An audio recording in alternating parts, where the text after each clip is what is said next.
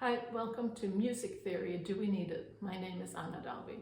So today I wanted to talk about music theory and specifically how it relates to playing the accordion. So the first question is, do we really need to know music theory in order to play an instrument? And the short answer is no, you don't, because the music came first. People didn't sit down and invent music theory and then use that to start making music. It really is the other way around. People started making music, and then music theory explains what is going on, the relationship between notes and so on. It's very similar to the concept of learning a language and grammar. So as a child, when you learn your native language, you don't know what the rules are really. You just memorize it. Okay, this works. When I say this, that sounds correct, or people understand what it is that I'm saying. I'm going to say that again.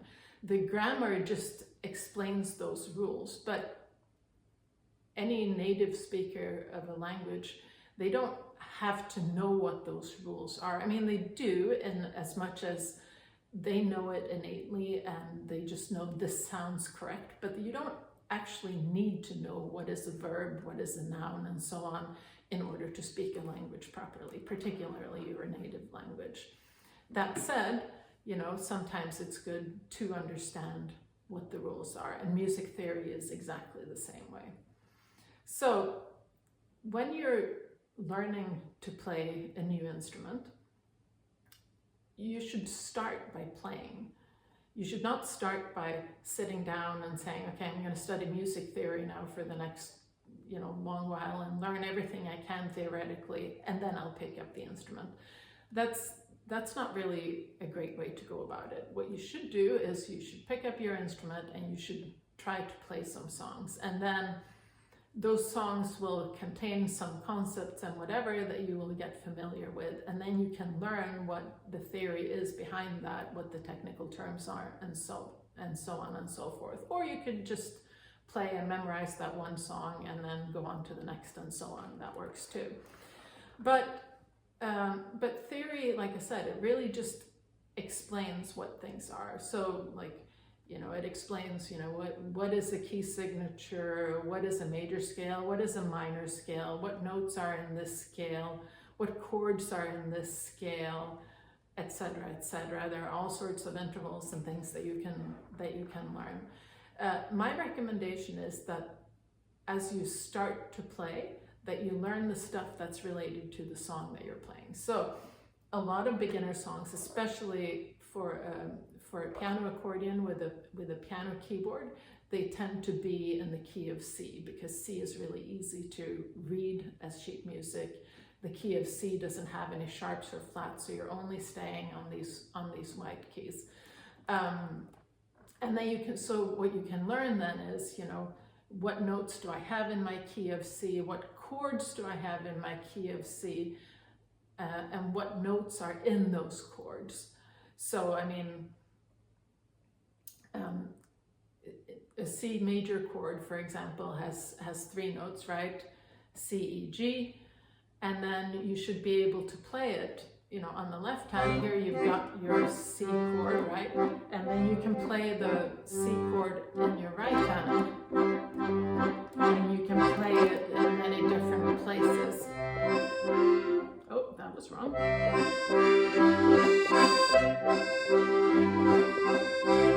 Right? And try to practice that and getting really, really familiar with what the notes are in that chord.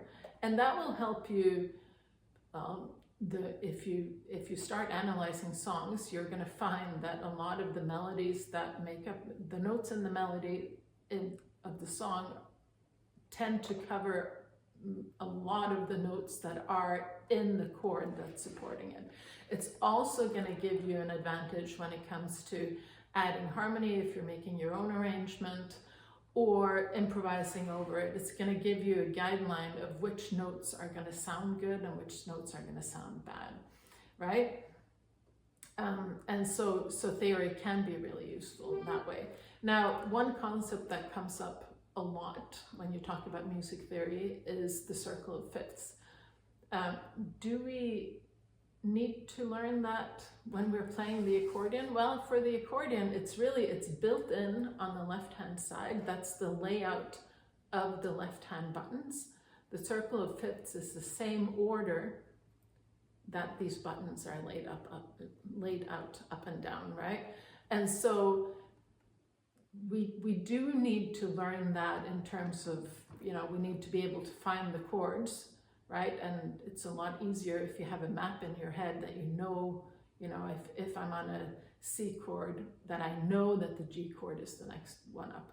But we don't really need to know all the other things that the circle of fifths also tells us, which is like how the keys are related, how many sharps and flats are in the different key signatures. I mean, we will have to learn that eventually, but we don't have to call it a circle of fifths exactly.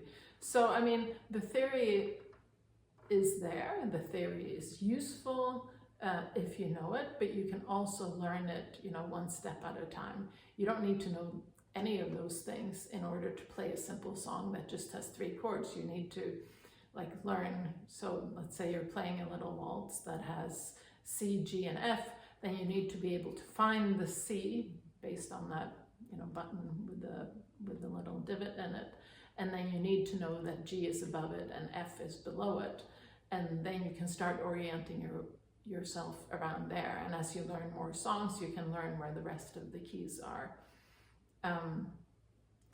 So I guess that's my short little ramble here on music theory. Another question that comes up every now and then in some of my lessons is students ask, how long does it take to learn music theory, or how long does it take to learn how to play an instrument? And I never know how to answer that, because it's really like, how long is a piece of string? I mean, you can learn to play a little bit very quickly, but you're always going to keep learning. The longer you play, the more there is to learn. And the longer you play, you realize that, oh, well, maybe I could learn this, maybe I could do that. You can always extend it. So, I mean, I've been learning how to play music my entire life, and I'm nowhere near done yet. I mean, I know a lot, I'm happy with what I know, but I'm also always looking for, new ideas and new inspiration and, new techniques and whatnot. And so the music theory is the same. I mean, it takes no time to learn one little thing, but to learn it all, I mean, what even is all? Okay, that's all I've got for you today. It's a long, rambling topic. I'm sure there's a whole lot more to be said about music theory, and I will try to cover at least some of that in upcoming videos. Thank you.